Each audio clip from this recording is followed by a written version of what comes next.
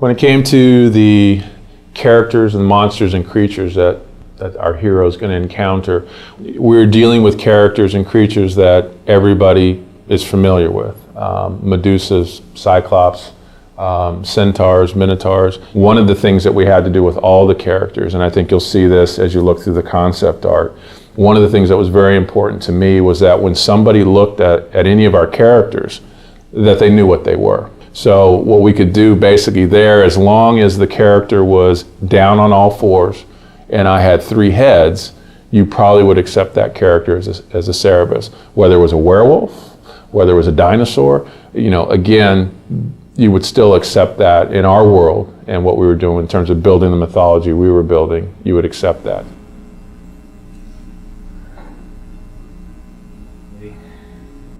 As far as a game creature is concerned, mostly what was fascinating me was the deep sea creatures and how freaky they look. And I was trying to pull up on some of that, and did a number of different types of hydras.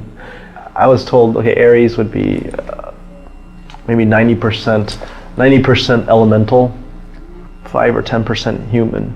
And so that's kind of what I was going for on these beginning ones. He's just pure power, almost like he's this unstoppable force. And then, Dave liked it. It's just he wasn't sure how we would do it. Probably was a slow transition towards being more human. So it's still kind of a huge guy, but he's got all this armor on that allows him to do all these things. So the idea was, again, to move a character into something that, again, would be a little bit more in the horror direction. And again, what it allowed us to do was get characters that were still reminiscent of what they were supposed to be in Greek mythology, but were uniquely ours. So once we started moving in that direction, again, it opened up a whole new kind of avenue of ways to explore those characters.